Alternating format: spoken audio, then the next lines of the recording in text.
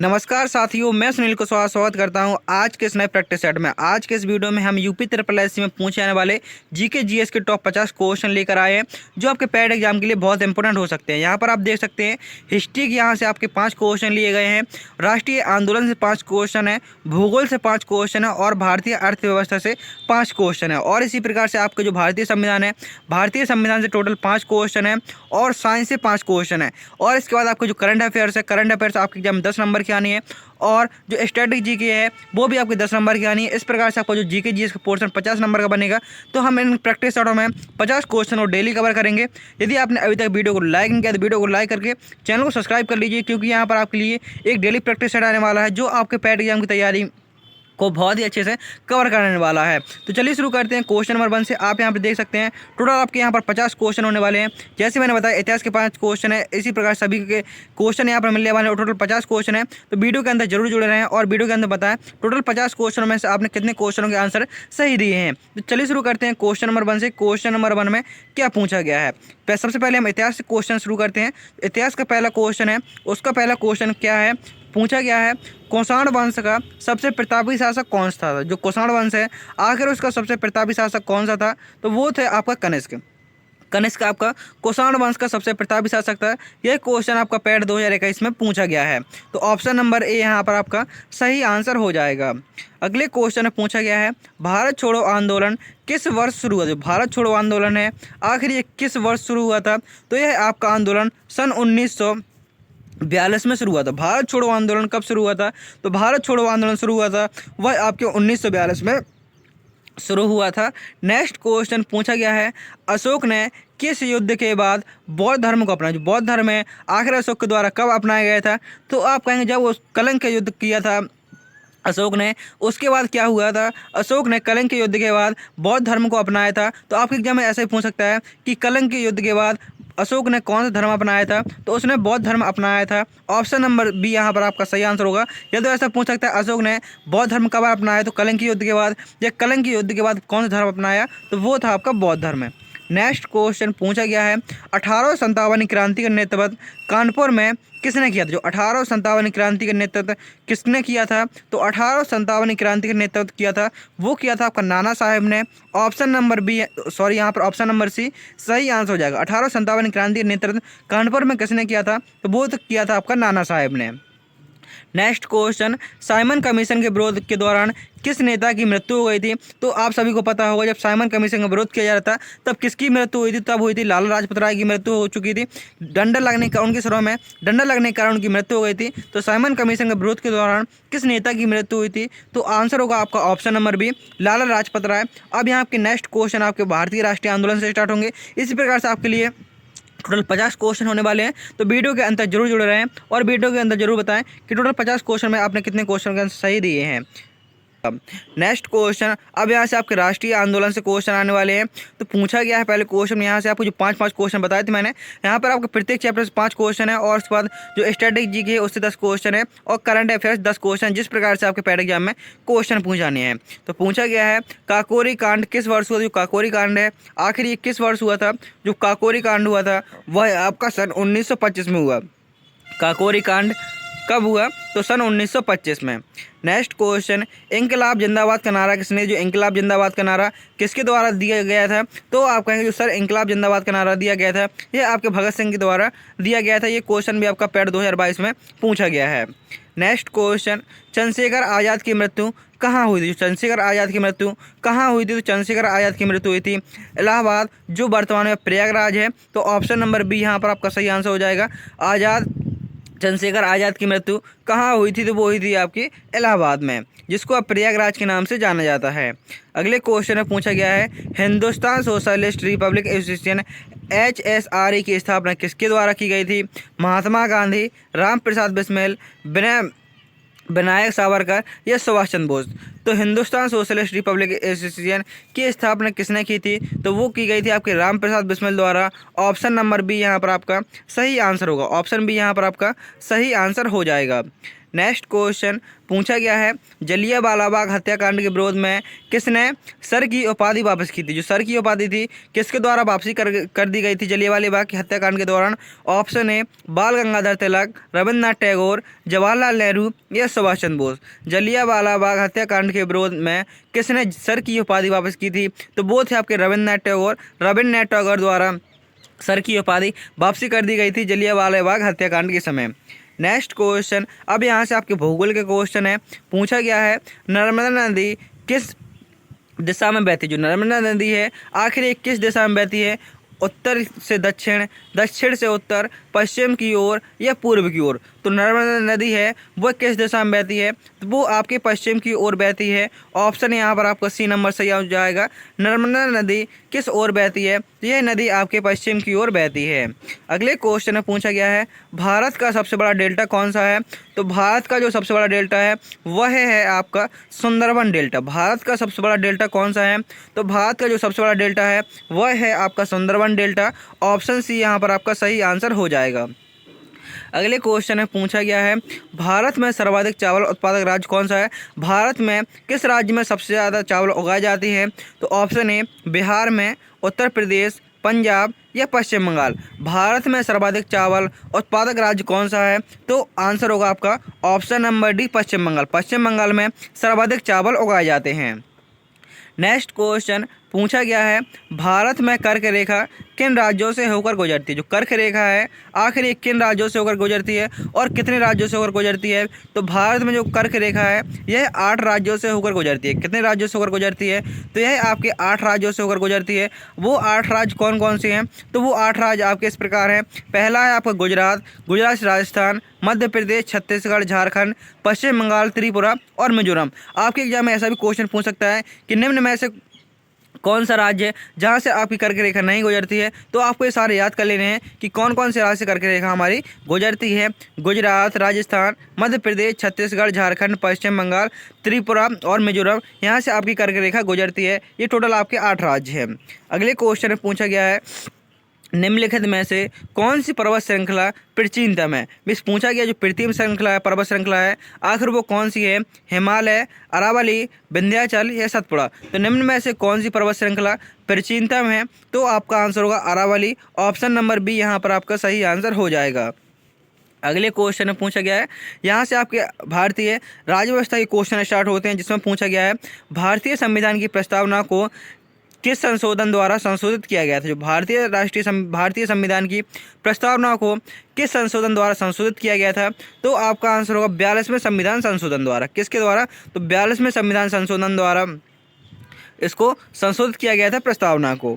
अगले क्वेश्चन में पूछा गया क्वेश्चन नंबर 40, वो दूसरे नंबर क्वेश्चन में, यही आपके संविधान का दूसरा क्वेश्चन है। भारतीय संविधान की पहली बैठक कब हुई थी। जो संविधान है आखिर इसकी पहली बैठक कब हुई थी, जो पहली बैठक हुई थी वो हुई थी आपकी 9 दिसंबर 1946 को। संविधान की पहली बैठक कब हुई थी, तो पहली हुई थी 9 दिसंबर 1946 को, दूसरी हुई थी 11 दिसंबर को।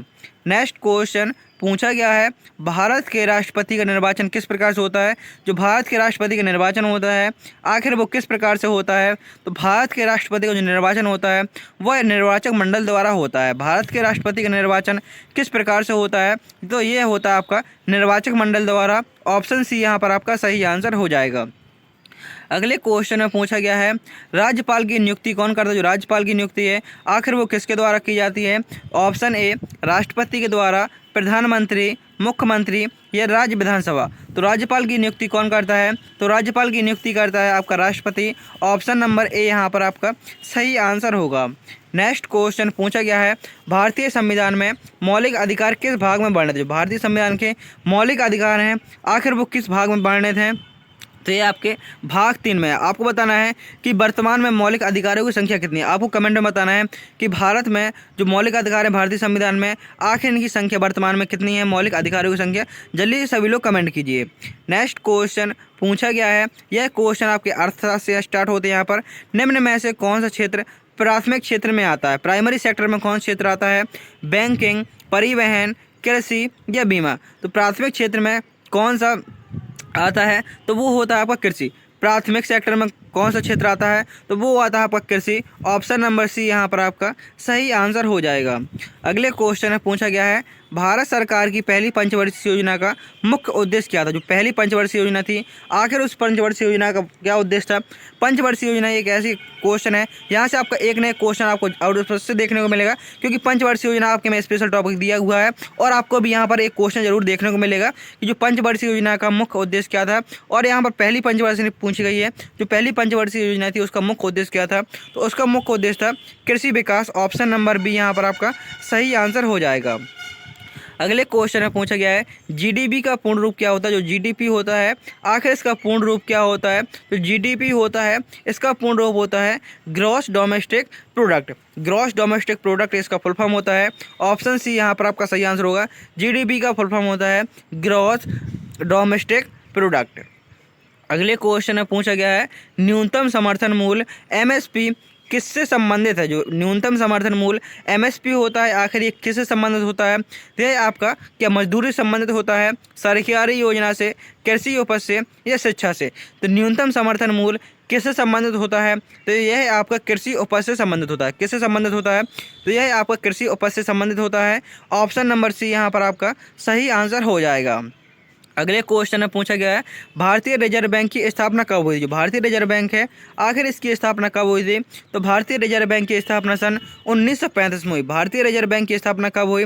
तो भारतीय रिजर्व बैंक की स्थापना हुई थी, यह हुई थी आपके सन 1935 ईस्वी में। नेक्स्ट क्वेश्चन, यहाँ से आपके समान वैज्ञानिक क्वेश्चन स्टार्ट होते हैं, क्योंकि आपके एग्जाम में बायो, फिजिक्स, केमिस्ट्री इस तीनों से मिलाकर 5 क्वेश्चन पूछ जाने हैं। तो यहाँ पर आपके सिर्फ बेसिक क्वेश्चन ही पूछ जाएंगे। पूछा गया है, मनुष्य के शरीर में सबसे बड़ी ग्रंथि कौन सी होती है? मनुष्य के शरीर में सबसे बड़ी ग्रंथि होती है, वो कौन सी होती है? प्यूटरेटी, थायराइड, लीवर, जिसे यकृत बोला जाता है, या पैंक्रियाज? तो आप कहेंगे जो मनुष्य के शरीर में सबसे बड़ी ग्रंथि होती है वो होती है आपकी लीवर। ऑप्शन नंबर सी यहाँ पर आपका सही आंसर होगा।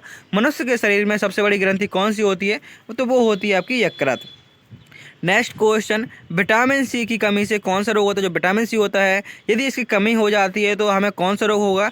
स्कर्वी, रिकेटस, एनीमिया या बेरीबेरी? विटामिन सी की कमी से कौन सा रोग होता है? तो विटामिन सी की कमी से स्कर्वी रोग होता है। विटामिन सी की कमी से कौन सा रोग होता है? तो विटामिन सी की कमी से स्कर्वी रोग होता है। अगले क्वेश्चन में पूछा गया है, पानी का रासायनिक सूत्र क्या होता है? जल का रासायनिक सूत्र क्या होता है? तो ये आप सभी लोग जानते होंगे, जल का रासायनिक सूत्र क्या होता है? तो जल का रासायनिक सूत्र होता है H2O। जल का रासायनिक सूत्र क्या होता है? तो जल का रासायनिक सूत्र होता है H2O। नेक्स्ट क्वेश्चन, बिजली का आविष्कार किसने किया? जो बिजली का आविष्कार है, आखिर ये किसके द्वारा किया गया था? तो बिजली का आविष्कार किया गया था बेंजामिन फ्रैंकलिन के द्वारा बिजली का आविष्कार किया गया था। ऑप्शन नंबर सी यहाँ पर आपका सही आंसर हो जाएगा। एंड नेक्स्ट क्वेश्चन जिसमें पूछा गया है, सबसे हल्की गैस कौन सी होती है? ऑक्सीजन, हाइड्रोजन, नाइट्रोजन या हीलियम? तो आपको बताना है जो सबसे हल्की गैस होती है, आखिर वो कौन सी होती है? तो जो सबसे हल्की गैस होती है वो होती है आपकी हाइड्रोजन। ऑप्शन नंबर बी यहाँ पर आपका सही आंसर होगा। सबसे हल्की गैस कौन सी होती है? तो सबसे हल्की गैस होती है वो होती है आपकी हाइड्रोजन। अब यहाँ से आपके स्ट्रैटेजी के क्वेश्चन स्टार्ट होते हैं, जो आपके 10 नंबर के क्वेश्चन आने हैं। पूछा गया है, किस राज्य में गोल्डन टेम्पलेट स्थित है? गोल्डन टेम्पलेट कहाँ पर स्थित है?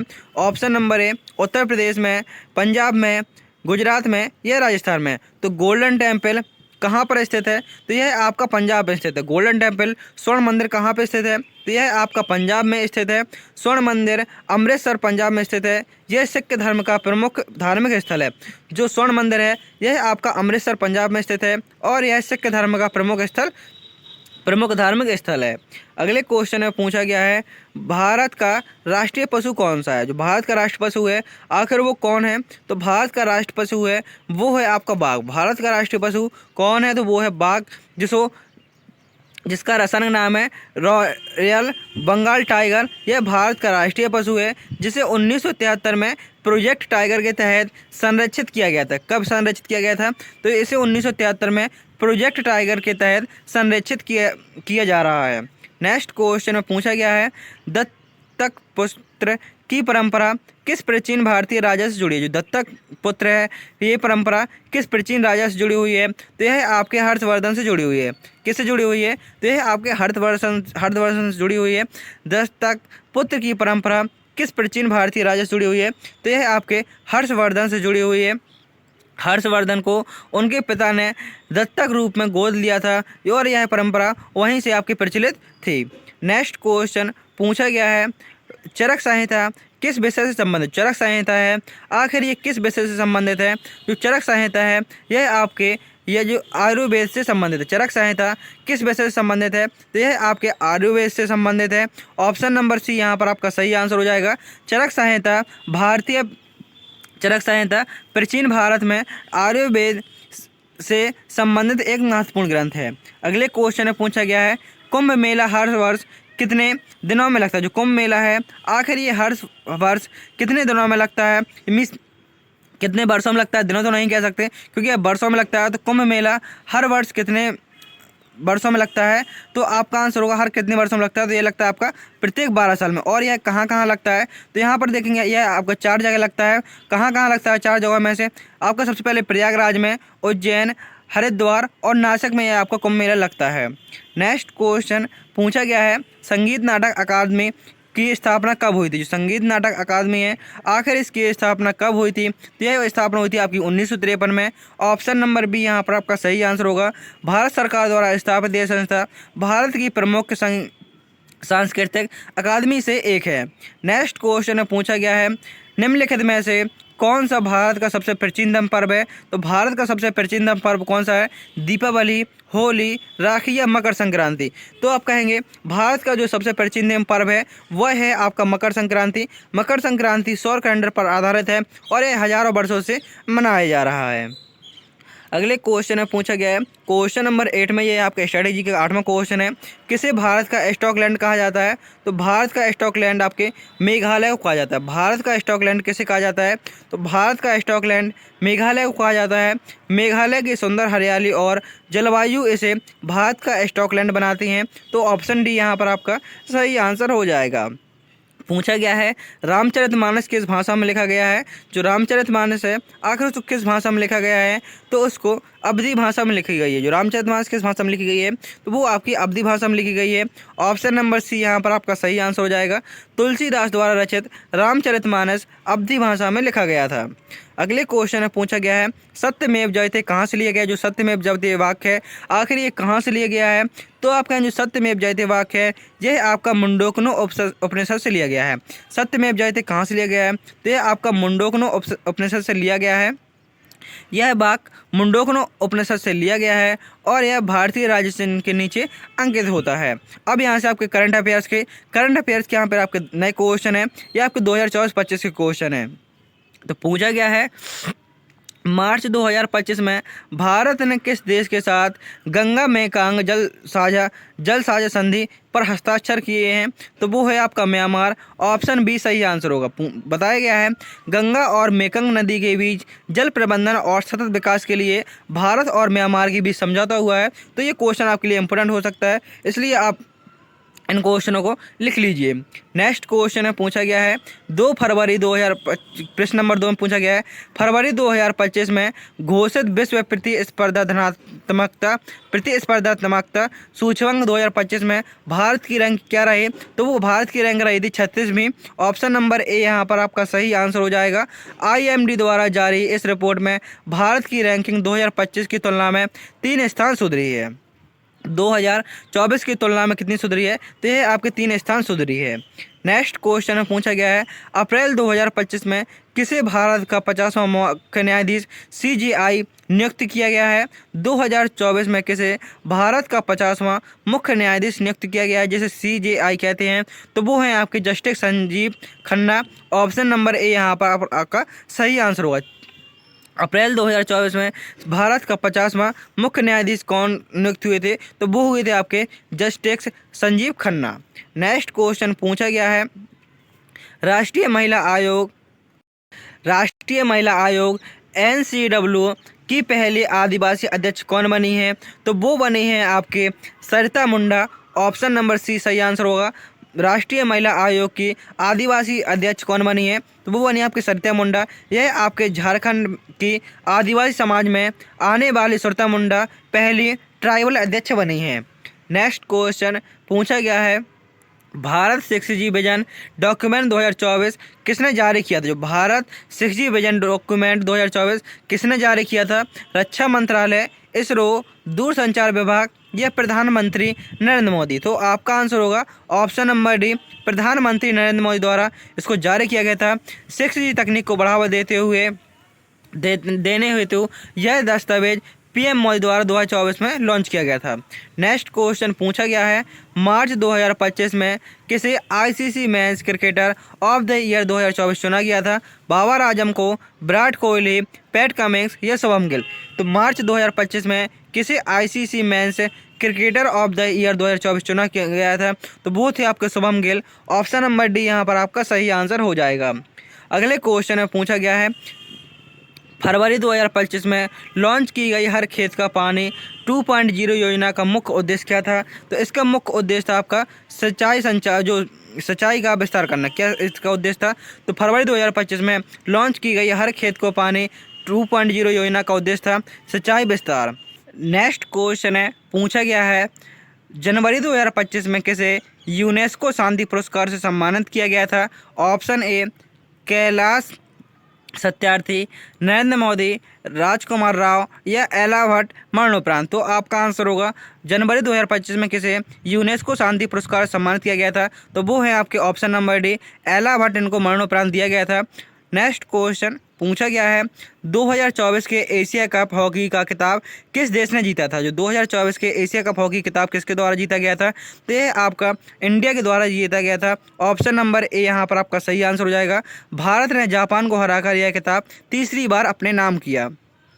एंड आपका लास्ट क्वेश्चन है, कर्मयोगी भारत पोर्टल किस उद्देश्य से लॉन्च किया गया था? जो कर्मयोगी भारत पोर्टल है आखिर ये किस उद्देश्य से लॉन्च किया गया था?